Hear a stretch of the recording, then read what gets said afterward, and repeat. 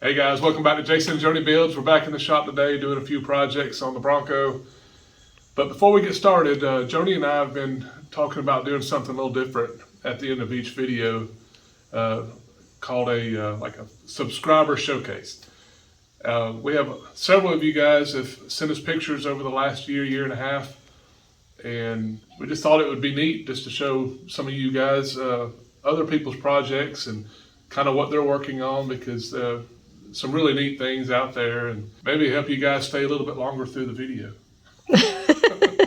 But to do that, just make sure you're subscribed and like each video, and we'll pick one each week, and we'll just put some photographs up there and some information that you guys can, if you'll provide some for me, and we'll just put it up there and just kind of show your write-off a little bit.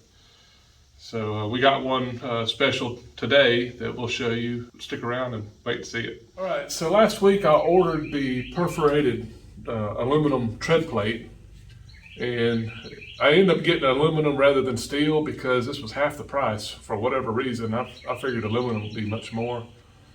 So I got this off eBay. It was $32 a stick, and I got 2 sticks because I needed the extra length. But this is going to look really nice on it. And what I plan to do is to etch prime it, and then I'm going to black it out because the Bronco's blacked out. So you ask why I don't keep it aluminum. Well, that's why. It'll look strange having something shiny on this Bronco. So, but that also allows me to paint underneath it and then have these bolt on. That way I don't have to worry about having bare metal under it or not getting good paint on this thing and it's starting to rust. So what we'll do real quick is figure out how long we want these. We'll get them cut to length, and then we'll drill and tap each side step. I went ahead and mount them back up so I make sure I get them good and level and get this video wrapped up. All right, ready? It's been ready. I was born ready. Okay, I want my tread plate to go the full length, but you know, it starts turning up, so I need to kind of start somewhere. I think 32 inches would be a good place to start. We'll get it cut, we'll lay it up here and see what it looks like. All right, Joni and I are sitting here looking at this, trying to find out where to cut this, because with the holes, I don't have room to have a straight cut and not have part of this out. I wanted to round it a little bit anyways, so probably what I'm going to do is come a little bit wide. I'll come around and have this rounded on the top, and then we can round down the sides because I don't want to have a sharp point on the edge to get cut on or anything. So since 32 is kind of right in the middle of this, I would draw my straight line in the middle first and then round my edges. But that's just me. That other one, we'll show them on the other end. Starts about right here. So we can cut it, and then I end up rounding it off.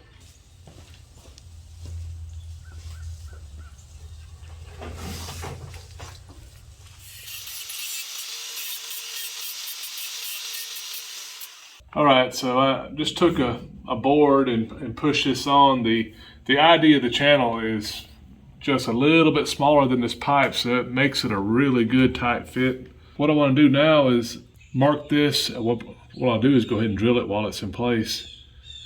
I'm going to put 3 screws in it, and I'll take a dolly and flatten out one of these impressions, and then I'm going to countersink it, and I'm going to put countersunk screws that hold it down so they don't stick up. But for now, when I drill and tap it, I'll just put a regular 1/4-20 bolt in it. But final assembly, it'll be countersunk, and that way it's not any higher than what you're seeing now. Start with a pilot hole to do my tap.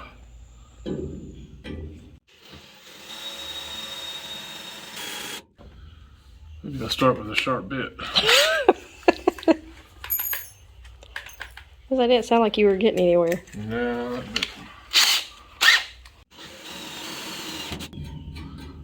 that's more better. All right, so I'm going to use a 7/32 drill bit to enlarge the hole. And what that does is that gets this stepped portion of my tap in, so you'll know if you've got it right. This will slide in the hole, and then that's where you start cutting your threads. So,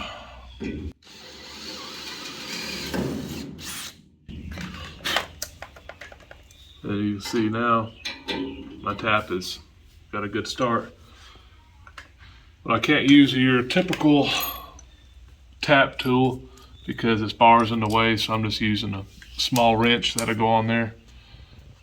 And this is just 7/32 wrench. And if you've never tapped before, you just take it easy, because you break one of these off in the hole, then you've got trouble. And what I do is just kind of get it started, and you'll tell when it starts getting tight. When it does, I just kind of back it off, quarter turn, and just keep running it down. Because what it does is when you back off a little bit, it allows the little chips and burrs to fall down inside or kind of get out of the way. Because sometimes they'll start kind of galling up, getting in between the cutting teeth. But needless to say, if you just try to go round and round in the same direction, you'll end up twisting off your tap. Get a wrench for more leverage on it. Again, don't break your tap. And any other time I would use a little bit of cutting fluid, but I'm gonna prime these things a little bit, and I don't want to get oil on the bars. So you guys that are sitting there screaming at the TV, Rob in Arizona.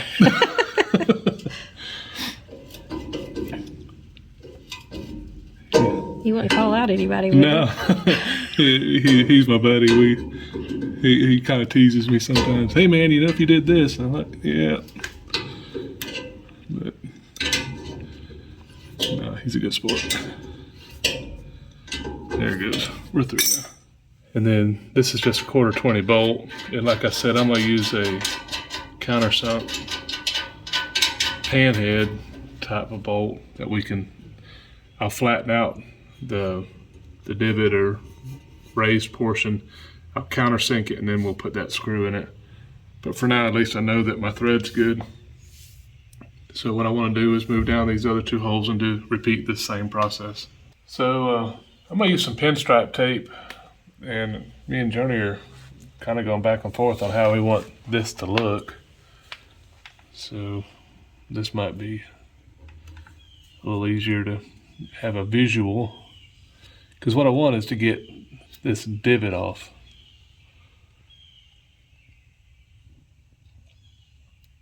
Kind of what I'm thinking is maybe not that high, something like that. I don't know, what do you think? I could come down a little. That may be a little. Is that too much? Well, I think it's a little high. What about that? That's better. I like that better because it was a little too high, I think. All right, let me get the Sharpie and we'll mark it. Okay, so this turned out really good, and I'll finish the other side. We won't show you guys that.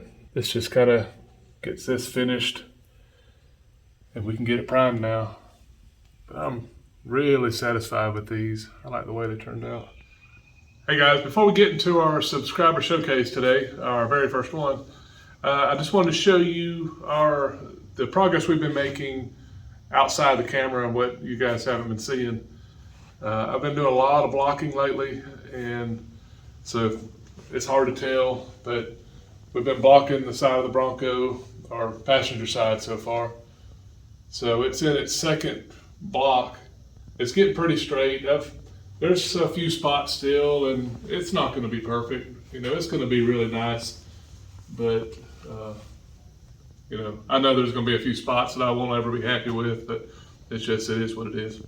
And also the roll cage, you guys saw where I had to strip it and completely grind it back to bare metal. It's primed. I've got it up on the lift. Joni can show you that real quick. So I was able to get it primed, and it's ready to go. I just have it sitting up on the lift out of the way. You know, it's kind of hard for me to really decide what to show and what we're going to show next at this point, because sanding makes a lot of noise and it's not enjoyable at all for Joni. So, and it's not real enjoyable for me. It's fun to a point, but it does get pretty monotonous. So we're going to do the best we can to kind of keep you guys updated, and anything that we're doing interesting that we can show, we're going to do it. Also, I would like to thank Rich Forrester. He sent us a calendar, and you know, I appreciate that. You know, you guys thinking of us. And also, we have some real nice neighbors, and they know that we have a channel and car guys. And one of them, Spencer, sent me, this is a 1969 Ford shop manual, and look what's up top. Bronco. So that's pretty cool. So he sent this over today, and that's awesome. And so I really appreciate Spencer. And then lastly, Steve up the road. You guys saw my air dryer. Steve had 2 refrigerated units. And he had one he said he wasn't using. So he said, come get it, use it, you know, as long as I need it. So let me show you that real quick. All right, so this is Steve's refrigerated dryer. It's the speed air unit. So I just plugged it in line with my copper air dryer that we built here a few weeks ago. So I'm hoping now my moisture issue is gone. And I used it yesterday and it worked very well. And I really appreciate it, Steve. You know, thanks for thinking of us. As promised, we're going to show our subscriber showcase now. Our very first one is Brian Berry. He was a watcher, subscriber very early on when me and Joni had first started. We just started making these videos, winging it, didn't know what in the world we're doing. Still don't know what we're doing, but doing the best we can. They got to a point where I was ready to pull the plug, and it's tough. It's tough out here trying to explain, you know, not being comfortable in front of the camera.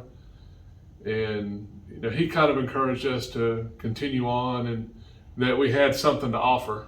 And, you know, I know we're not flashy and all that kind of stuff, but, you know, I'm not a Bronco expert, but I feel like I've got a little to offer, just a little bit of experience. And so he kind of helped push us through that, and I appreciate it. You know, our channel's grown, and he's hung in there, and we all need a little bit of pickup every once in a while. And so Brian, I appreciate you, man, and y'all check out this ride. It's going to be sweet.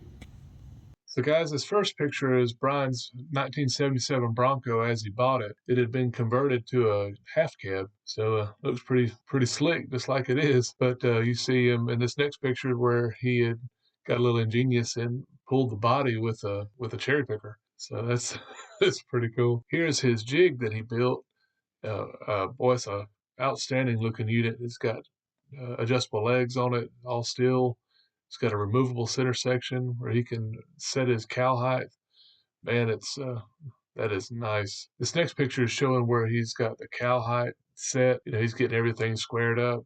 And then the next slide shows getting the bed steel in. Man, this is impressive. And then you can see here this next picture of the body really coming together. That looks so nice. This next picture is a tried and true paint stick gap checker. So we've all done it, and I tell you what, it works. So if you guys are wondering what he's putting in this thing, he's putting a 2.3 liter EcoBoost. So right here, he's using his old body and frame to get the motor mount set and just to get everything fit. This next photo here, he's machining his adapter for the transmission to adapt it to his transfer case. So he did his machine work, and the next picture here, you can see it bolted up. And then our next picture with it actually the engine, transmission, and transfer case sitting in the frame. So that's outstanding. Guys, this last picture is what we all look forward to. All the hard work kind of comes together and you finally get that vision of this Bronco that you're building. And man, is it looking good. That's going to be such a sweet ride. It's going to have an awesome power plant in it. That's just going to be really neat. So I really appreciate you guys hanging in there with me today.